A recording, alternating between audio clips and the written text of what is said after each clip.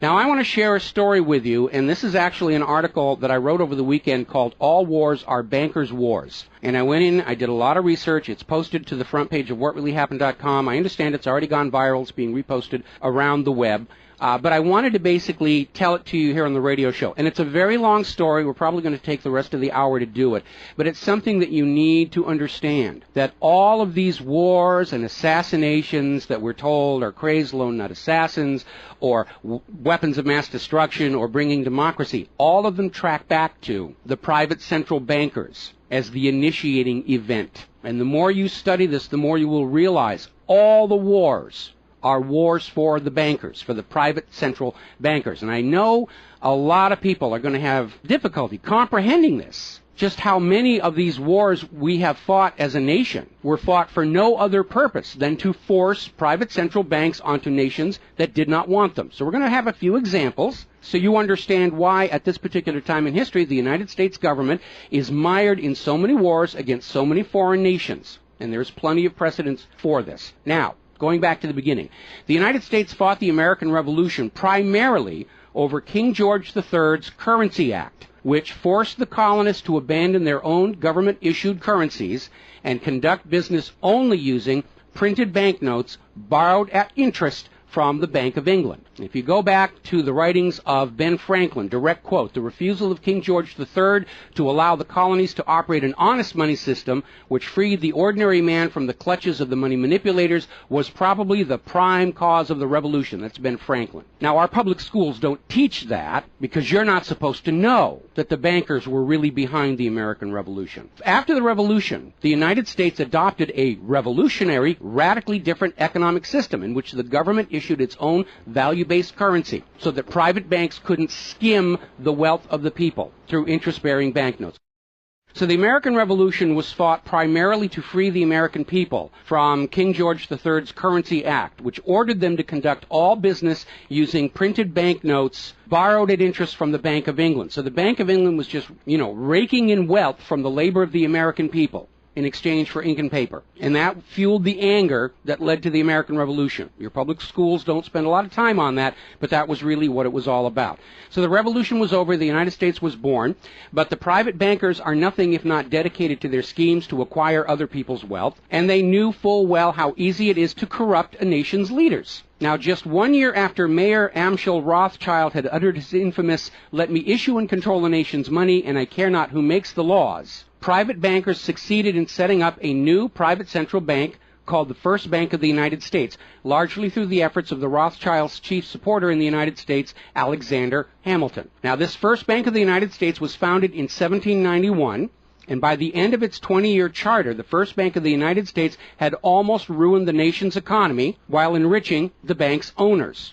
As a result, Congress refused to renew the charter and signaled their intention to go back to a state-issued, value-based currency on which the people paid no interest at all to any banker. This resulted in a threat from Nathan Mayer Rothschild against the U.S. government. Quote, "Either the application for renewal of the charter is granted, or the United States will find itself involved in a most disastrous war." End quote. Congress still refused to renew the charter for the First Bank of the United States, whereupon Nathan Mayer Rothschild railed, quote, "Teach those impudent Americans a lesson. Bring them back to colonial status." End quote. Financed by the Rothschild-controlled Bank of England, Britain then launched the War of 1812 to recolonize the United States and force them back into the slavery of the Bank of England's banknotes, or to plunge the United States into so much debt they would be forced to accept a new private central bank. And the plan worked. Even though the United States won the War of 1812, Congress was forced to grant a new charter for yet another private bank, issuing the public currency as loans at interest, the Second Bank of the United States. Once again, private bankers were in control of the nation's money supplied and cared not who made the laws or how many British or American soldiers had to die for it. So once again, the nation was plunged into debt, unemployment, poverty by the predations of the private central bank, and in 1832, Andrew Jackson successfully campaigned for his second term as president under the slogan, "Jackson and no bank." True to his word, Jackson succeeded in blocking the renewal of the charter for the Second Bank of the United States of America. And this was where that famous quote came from Andrew Jackson. Quote, "Gentlemen, I too have been a close observer of the doings of the Bank of the United States. I have had men watching you for a long time, and I am convinced that you've used the funds of the banks to speculate in the breadstuffs of the country. When you won, you divided the profits amongst you, and when you lost, you charged it to the bank. You tell me that if I take the deposits from the bank and annul the charter, I shall ruin 10,000 families. That may be true, gentlemen, but that is your sin. Should I let you go on, you will ruin 50,000 families, and that would be my sin. You are a den of vipers and thieves. I've determined to rout you out, and by the eternal God, I will rout you out. End quote. Andrew Jackson. Shortly after the charter for the Second Bank of the United States expired, there was an assassination attempt on Andrew Jackson, and it failed when both pistols used by the assassin, Richard Lawrence, failed to fire. Later on, Lawrence explained the motive for the assassination by saying that with President Jackson dead, money would be more plenty. So it was an assassination motivated by the interests of the bankers. Now, our public school system is as subservient to the bankers' wishes to keep certain history from you, just as the corporate media is subservient to Monsanto's wishes to keep the dangers of GMOs from you, and the global warming cult's wishes to conceal from you the fact that Earth has actually been cooling for the last 16 years. So it should probably be no surprise that the financial dimension of the Civil War are not well known to the average American. It's portrayed in our history books and our popular media as an internal dispute over slavery, but in fact it was a war with global implications. When the Confederacy seceded from the United States, the bankers once again saw the opportunity for a rich harvest of debt and offered to fund Lincoln's efforts to bring the South back into the Union at 30% interest. Lincoln remarked that he would not free the black man by enslaving the white man to the bankers, and using his authority as president, issued a new government currency, the greenback. This was a direct threat to the wealth and power of the central bankers, who quickly responded. This is a quote from the London Times following Lincoln's issuance of the greenbacks. Quote, "If this mischievous financial policy, which has its origin in North America, shall become indurated down to a fixture, then that government will furnish its own money without cost. It will pay off debts and be without debt. It will have all the money necessary to carry on its commerce. It will become prosperous without precedent in the history of the world. The brains and wealth of all countries will go to North America. That country must be destroyed, or it will destroy every monarchy on the globe." So, goaded by the private bankers, much of Europe supported the Confederacy against the Union, with the expectation that victory over Lincoln would mean the end of the greenback. France and Britain seriously considered an outright invasion on the United States in support of the Confederacy, but they were held at bay by Russia. A little bit of history most Americans don't understand. Russia came to the aid of Lincoln's Union during this crisis. Now, at that time, Russia had just ended their serfdom system, and they had a state central bank similar to the system the United States had been founded on. Now, free of European intervention, the Union won the war, and Lincoln announced his intention to go on issuing the greenbacks. Following Lincoln's assassination, the greenbacks were pulled from circulation, and the American people forced to go back to an economy based on banknotes borrowed at interest from the private bankers.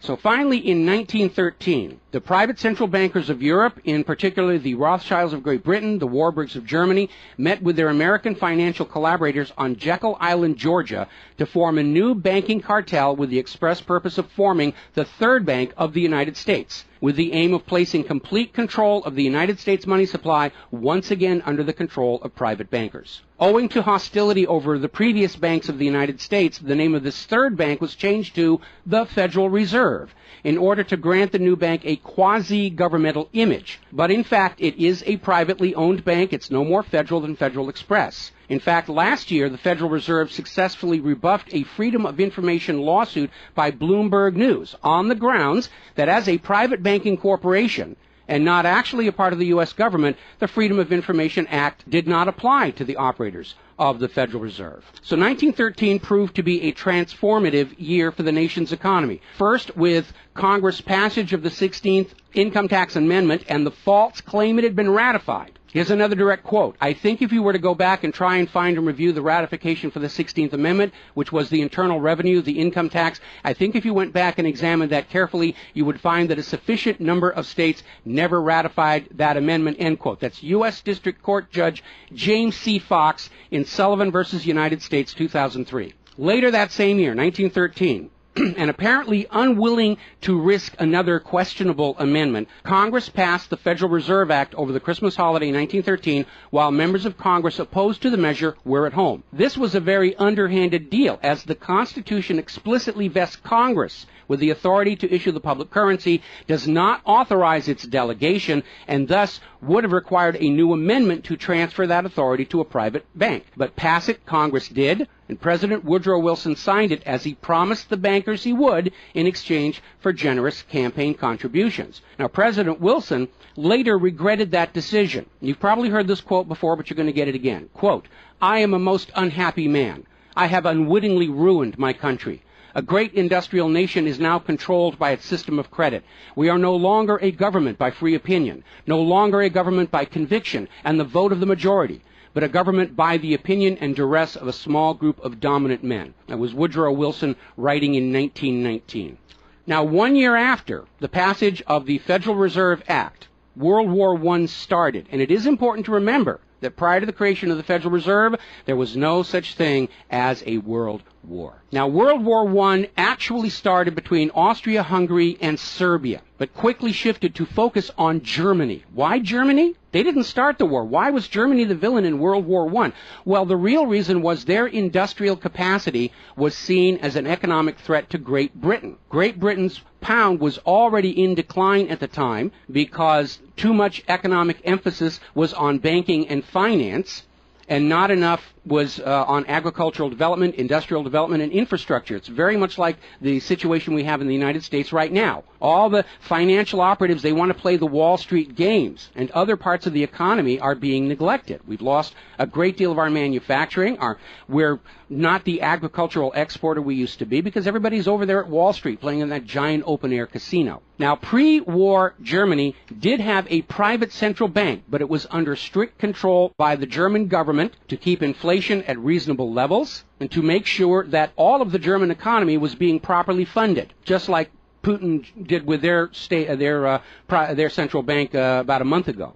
Under government control by the German government, investment was guaranteed to internal economic development, and as a result, Germany had become a major manufacturing technological power. They were exporting products that Great Britain could not compete with. So in the media of the day, Germany was portrayed as the main opponent of World War I. And not just defeated, it was flattened. Now, following the Treaty of Versailles, Germany was ordered to pay the war costs of all the participating nations, even though Germany had not started that war. This amounted to 3 times the value of all of Germany itself. Germany's private central bank, to which the German government had gone deeply into debt to pay the cost of the wars, was allowed to break free of government control. That led to the massive inflation of the Weimar Republic, followed, permanently trapping the German people in endless debt. And money speculators were running rampant, and it led to these situations where you had literally a whole basket full of paper notes to get a loaf of bread. Now, when the Weimar Republic collapsed economically, it opened the door for the National Socialists to take power.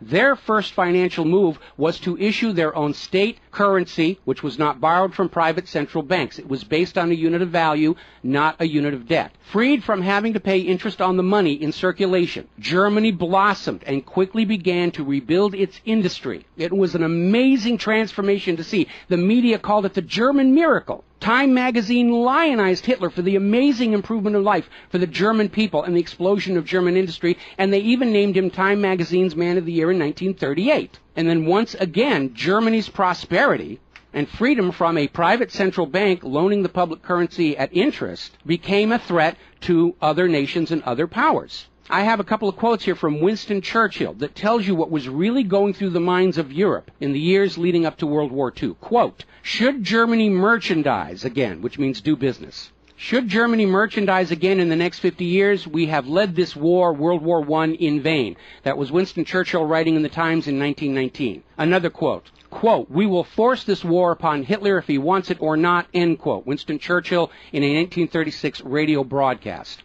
Quote, "Germany becomes too powerful. We have to crush it," end quote. Winston Churchill in November 1936 speaking to U.S. General Robert Wood. Quote, "This war is an English war. and its goal is the destruction of Germany. Winston Churchill, autumn 1939 broadcast. So it was all about economics and profitability. Now, Germany's state-issued value-based currency was also a direct threat to the wealth and power of the private central banks around the world.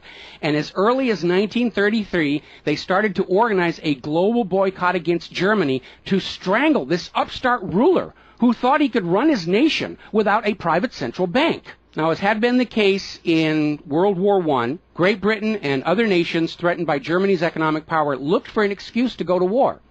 And as public anger in Germany grew over the boycott, Hitler foolishly gave them that excuse. Years later, in a spirit of candor, the real reasons for the war were made clear. Quote, "The war wasn't only about abolishing fascism, but to conquer sales markets. We could have, if we had intended so, prevented this war from breaking out without doing one shot, but we didn't want to." End quote. Winston Churchill to Harry Truman, March 1946. One more quote here. Quote, "Germany's unforgivable crime before World War II was its attempt to loosen its economy out of the world trade system and to build up an independent exchange system from which the world finance couldn't profit anymore. We butchered the wrong pig." End quote. Winston Churchill writing in his book, The Second World War.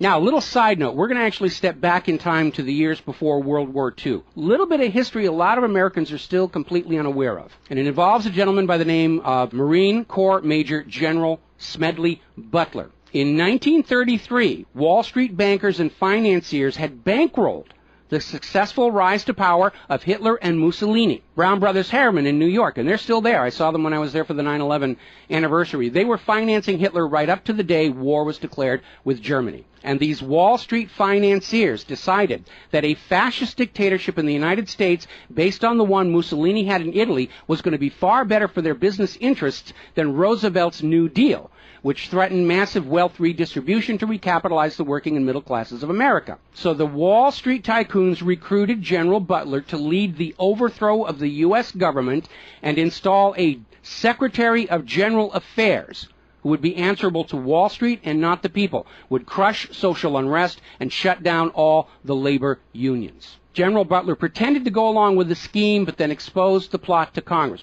So they recruited Marine Corps Major General Smedley Butler to lead this coup d'etat, because Butler was very popular with the soldiers, and his image as part of this move would help convince the military this was the right thing to do. Now, to his credit, Major General Smedley Butler, remembering his oath to the Constitution, pretended to go along with the scheme, but then exposed the plot to the United States Congress. Congress, then as now in the pocket of Wall Street bankers, refused to act. When Roosevelt learned of the planned coup, he demanded the arrest of the plotters, but the plotters simply reminded Roosevelt that if any one of them were sent to prison, their friends on Wall Street would deliberately collapse the still fragile U.S. economy and blame Roosevelt for it. So Roosevelt was unable to do anything about this attempted coup d'etat until the start of World War II, at which time he prosecuted many of the plotters under the Trading with the Enemy Act. Now, mostly it was glossed over, it was just a rumor, unfounded, it's wacko conspiracy theory, but in 1967, the congressional minutes of Smedley Butler's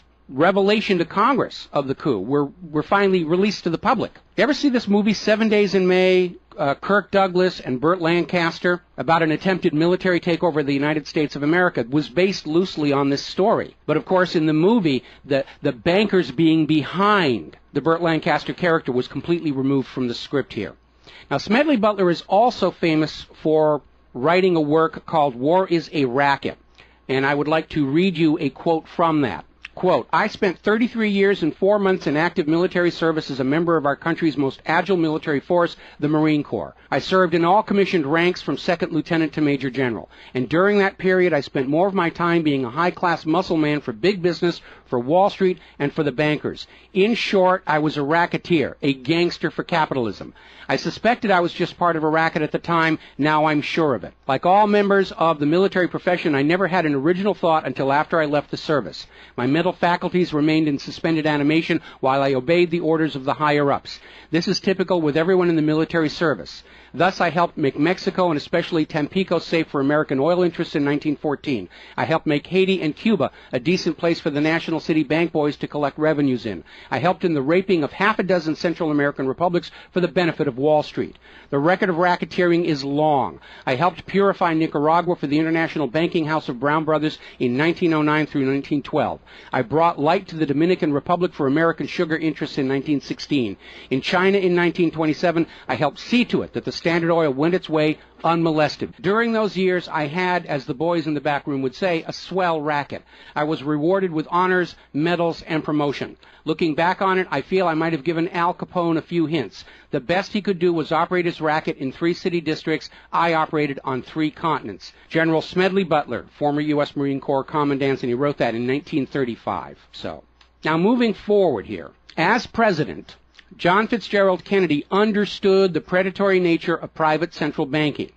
He understood why Andrew Jackson fought so hard to end the second bank of the United States.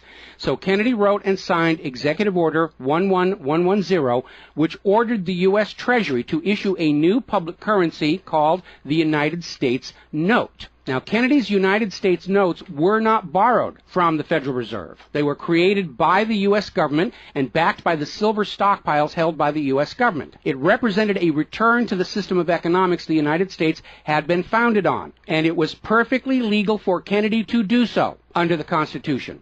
All told, some $4.5 billion went into the public circulation, which eroded interest payments to the Federal Reserve and loosened their control over the nation. 5 months after signing Executive Order 11110, John F. Kennedy was assassinated in Dallas, Texas, and the United States notes pulled from circulation and destroyed.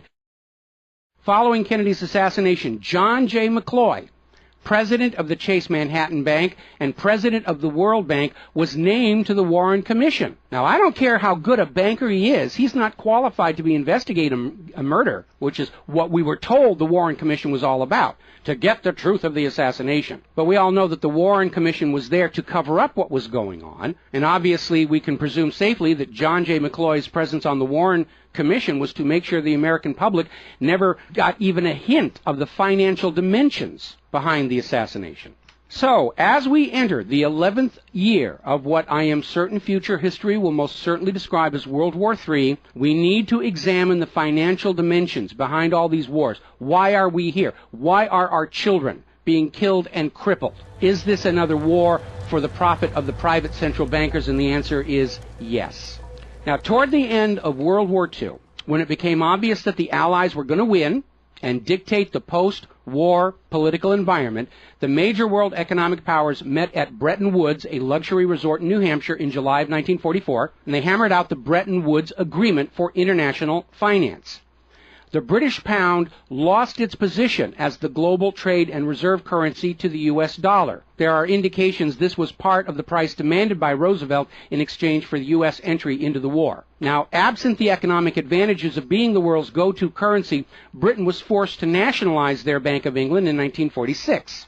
The Bretton Woods Agreement, ratified in 1945, in addition to making the dollar the global reserve and trade currency, obligated the signatory nations to tie their currencies to the dollar. The nations that ratified Bretton Woods did so on 2 conditions. The first was that the Federal Reserve would refrain from overprinting the dollar, basically as a means to loot real products and produce from other nations in exchange for ink and paper. It basically was an imperial tax imposed by the U.S. economic system on the rest of the world. That assurance of no overprinting was supposedly backed up by the second requirement, which was that the U.S. dollar would always be convertible back to gold by the U.S. government at $35 an ounce. Now, of course, the Federal Reserve, being a private bank and not answerable to the U.S. government, did in fact start overprinting paper dollars, which were sent to other nations around the world, and under Bretton Woods, they had to send back products and produce and raw materials at full value. And much of the perceived American prosperity of the 1950s and 60s was the result of these foreign nations having to send real raw materials, goods, produce, back to the United States in exchange for these little pieces of paper with ink all over them, because they were forced to accept these paper notes as being worth $35 per ounce of gold. Then in 1970, France started looking at this huge pile of printed paper notes sitting in their bank vaults, for which real French products like wine and cheese had been traded, and it notified the United States government that they would exercise their option under Bretton Woods to return all those paper notes for gold at the agreed-upon $35 per ounce exchange rate. The problem was the United States had nowhere near the gold to redeem all those paper notes. So on August 15, 1971, Richard Nixon temporarily, nudge, nudge, wink, wink, say no more, suspended gold convertibility of the U.S. Federal Reserve notes.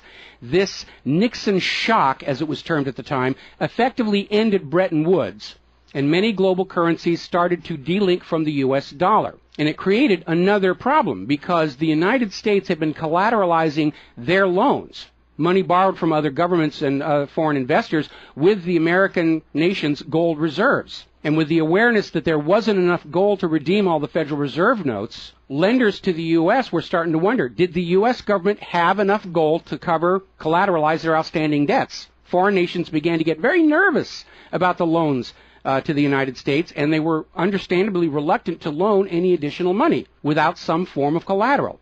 So what Richard Nixon did is he founded the environmental movement with the EPA and its various programs like wilderness zones and roadless areas and heritage rivers, wetlands, and all these other little different programs, which all took vast areas of public lands and made them off limits to the American people, who are technically the owner of all those lands. But Nixon had no concern for the environment, and the real purpose of this land grab, under the guise of the environment, was to pledge those pristine lands and their vast mineral resources as collateral on the outstanding national debt. The multitude of all these different programs was simply to conceal the scale of the land grab and collateralization of the American people's heritage. And it actually today covers almost 25% of the entire nation, is now locked up by these EPA programs and pledged as collateral on government borrowing. Now, with open lands, available lands for collateralization already in short supply, the U.S. government embarked on a new program to shore up sagging international demand for the dollar. The United States approached the world's oil-producing nations, mostly in the Middle East, and offered them a deal. In exchange for only selling their oil for dollars, the United States would guarantee the military safety of those oil-rich nations. The oil-rich nations would agree to spend and invest their U.S. paper dollars inside the United States, particularly in U.S. Treasury bonds, which would be redeemable through future generations of U.S. taxpayers. The concept was labeled the petrodollar.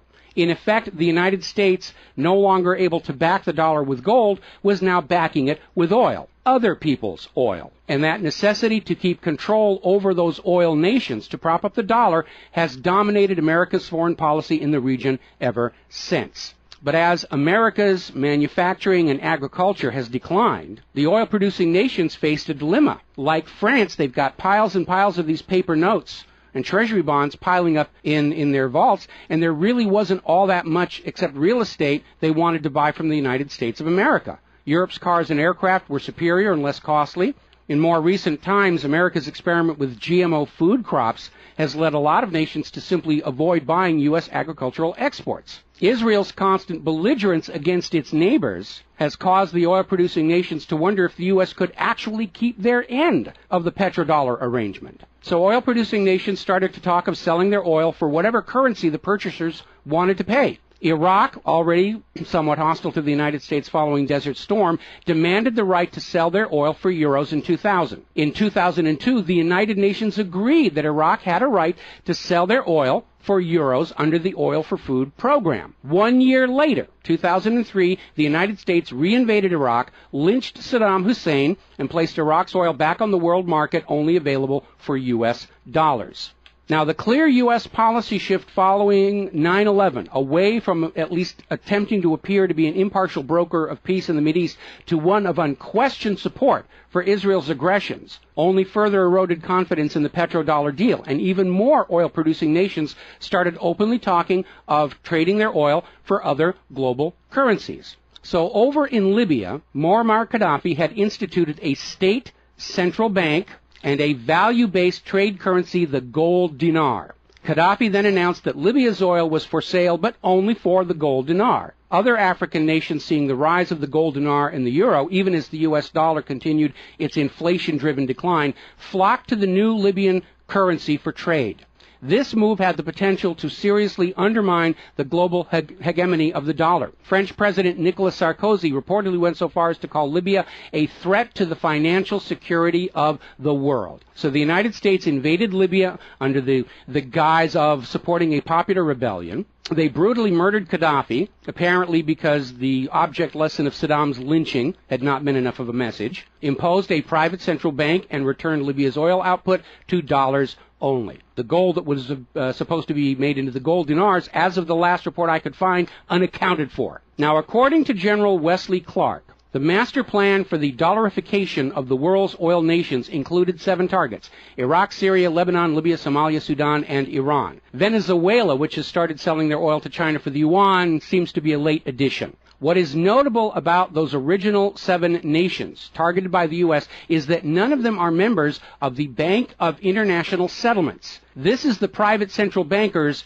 private central bank located in Switzerland. That meant that those 7 targeted nations were deciding for themselves how to run their nation's economies rather than submitting to the international private central bankers. Now, of course, the bankers' gun sights are on Iran, which dares to have a government central bank and sell their oil for whatever currency they choose. The war agenda for Iran is, as always, to force Iran's oil to be sold only for dollars and to force them to accept a privately owned central bank. Now, you have been raised by a public school system and a media that constantly assures you that the reasons for all these wars and assassinations are many and varied. We're bringing democracy to the conquered lands. We hear that a lot when actually the U.S. hasn't. The usual result of a U.S. overthrow is the imposition of a pro-business, pro-Wall Street, pro-U.S. dictatorship. Good example, the 1953 CIA overthrow of Iran's democratically elected government of Mohammad Mossadegh and the imposition of the Shah. Or the 1973 CIA overthrow of Chile's elected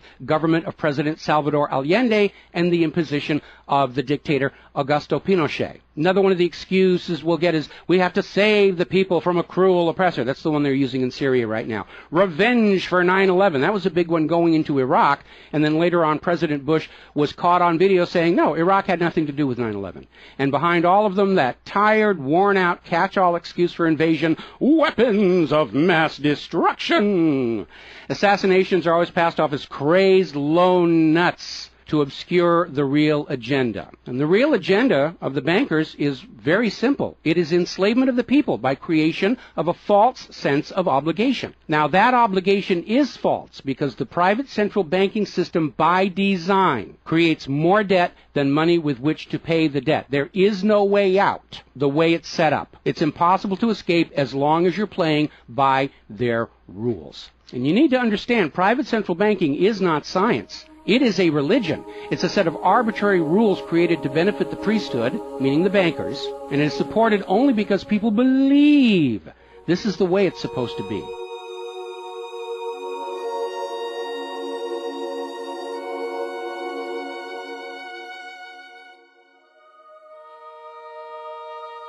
It is a religion. It's a set of arbitrary rules created to benefit the priesthood, meaning the owners of the private central banks. The fraud persists with often lethal results only because the people are brainwashed into believing that this is the way life is supposed to be, and no alternative exists or should even be dreamt of. Now, this same approach, the same brainwashing, was true of 2 earlier systems of enslavement, rule by divine right and slavery, both systems built to trick people into obedience, and both now recognized by modern civilization as illegitimate. So now we are on the verge of a new era in history where we will recognize that rule by debt, rule by private central bankers issuing the public currency as a loan at interest is equally illegitimate. It only works as long as people allow themselves to believe that this is the way life is supposed to be. But you need to understand something that's the core of the issue. Private central banks do not exist to serve the people, the community, or the nation. Private central banks exist to serve their owners, to make them rich beyond the dreams of Midas, and all for the cost of ink, paper, and the right bribe to the right official, and the occasional assassination. But behind all these wars and all these assassinations, the 100 million plus horrible deaths from all of these wars, lies a single policy of financial dictatorship. The private central bankers only allow rulers to rule, only on the promise that the people of a nation be enslaved to the private central banks. Rulers who do not go along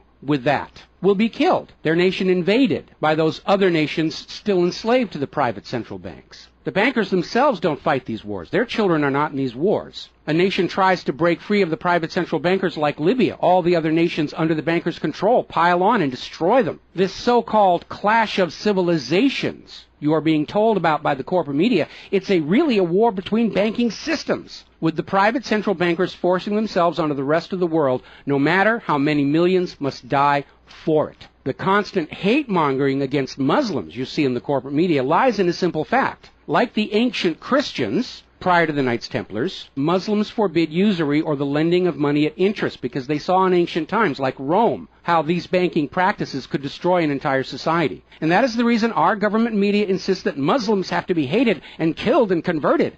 They refuse to submit to currencies loaned at interest. They refuse to be debt slaves. That makes them a threat to the natural order of the world, the new world order of global fascist dictatorship. So, off to war your children must go to spill their blood for the money junkies' gold. We barely survived the last 2 world wars. Now we're going into the third one in the nuclear bioweapon age. That is very dangerous. We have to ask ourselves, are the private central bankers willing to risk incinerating the whole planet to feed their greed? Apparently so. You as parents, as siblings, as spouses, need to ask yourself, do you really want to see your loved ones in uniform, killed and crippled, all for a bank balance sheet? But the whole point of this article, the whole point of what I'm sharing with you today, and this is all history, you can go out and hunt it down for yourself. Behind all the flag waving, behind all the propaganda, behind the crazed lone nut assassins, weapons of mass destruction, all of the modern wars this nation have fought are wars by and for the private bankers, fought and bled for by third parties unaware of the true reason they're expected to gracefully accept being killed and crippled for. And the process is quite simple. We've explained it before on this show. As soon as the private central bank issues its currency as a loan at interest, the public is forced deeper and deeper into debt. When the people are reluctant to borrow anymore, that's when the Keynesian economists demand the government borrow more to keep the pyramid scheme working. When both the people and the government refuse to borrow anymore, that is when the large wars get started, to plunge everyone even deeper to debt to pay for the war, and then after the war to borrow even more to rebuild. And when these horrible wars are over, the ordinary people have basically what they had before the war, except their graveyards are a lot larger, and everyone is in debt to the private bankers for the next century. That is why Brown Brothers Harriman in New York was funding the rise of Adolf Hitler, because war is the bankers' richest harvest. We all need to recognize this is what all these wars have been about.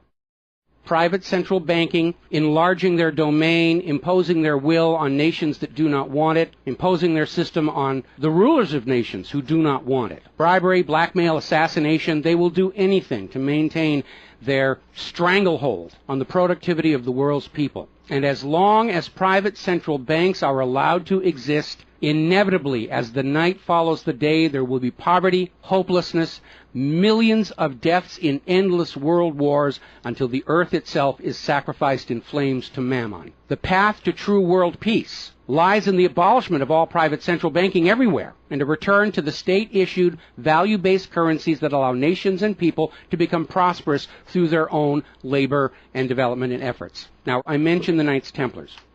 Prior to the Knights Templars, Christianity, like Islam, forbade usury because Christianity, much of Orthodox Christianity, came out of Rome, and they had seen firsthand what debt-based economies do, even to the Roman Empire. They'd seen it firsthand. So they had a ban on usury. And the Knights Templars were able to basically either bribe or blackmail the Pope to get a special dispensation that allowed them to rent money, is what they called it. They didn't call it usury, they called it renting money. A lot of modern predatory banking practices were pioneered by the Knights Templars. and they plunged Europe into hopelessly unpayable debt until finally French King Philip IV, otherwise known as Philip the Fair, did the only solution he could do, because he understood as long as you believed in the rules of the bankers, as long as you played by the rules they created to serve themselves, you are hopelessly trapped. And so Philip thought outside the box, and I know he's demonized for it, but in looking at the history of the Templars, it was his last resort. He sent messages to all of the regions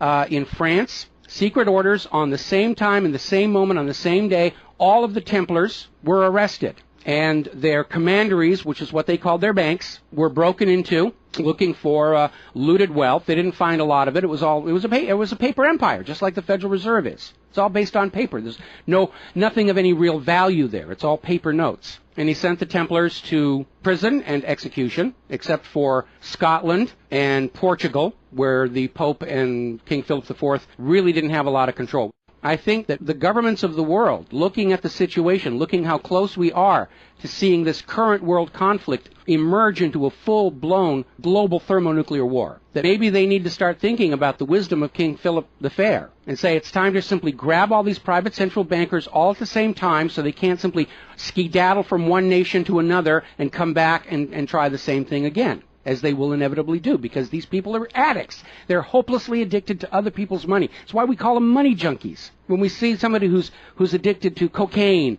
or methamphetamine or heroin, and we can easily see how they're destroying their home and community around them. Now we need to look at these money addicts and look at how they're destroying the entire world around them. And it's time for an intervention. It's time for us to become private central banking heretics, to stop believing that this is the way life is supposed to be, because it isn't. It isn't even the way the United States was actually started. And they're trying as hard. Look at the destruction of our nation. We used to be the world's greatest nation. Now the most generous estimate is we're down to number 16 and still falling. And yet, despite the destruction to our nation, its infrastructure, its children, its quality of medical care, the quality of its manufacturing output, we still are compelled somehow to go out and force this same banking system onto the rest of the world at the point of a bayonet. Does that make any sense at all? Not to a rational human being. To a money junkie, yeah, it's perfect. But we're really at a crisis point in history. And the first step to resolving that crisis, to not let it go any further into a potential nuclear war, is to recognize that private central banking, ruled by manufactured illusion of debt, is no more legitimate a system of governance than rule by divine right or rule by slavery. We all need to recognize the true cause of all the pain and suffering and wars. It's not the terrorists, it's not Al-Qaeda. These are just distractions and set pieces put in front of your eyes so you can't see the very clear pattern behind much of modern human history. It's a war of banking systems, with the predatory private central banks seeking to eradicate any nation and any ruler that would dare try and operate their economy outside the control of the private central bankers. That's the real cause for the war. Is it something you're willing to fight and die for, to support these private central bankers? Is it something you're willing to let your sons and daughters and brothers and sisters be blown to bloody bits for, so the money junkies can have their latest fix, just a little tiny bit more gold or a little larger number on the bottom of that brokerage statement, so they can have today's thrill, their fix of money that is bought with the blood of your children? I don't think so. But the time has come to point out what really is the cause of all causes behind all the wars and suffering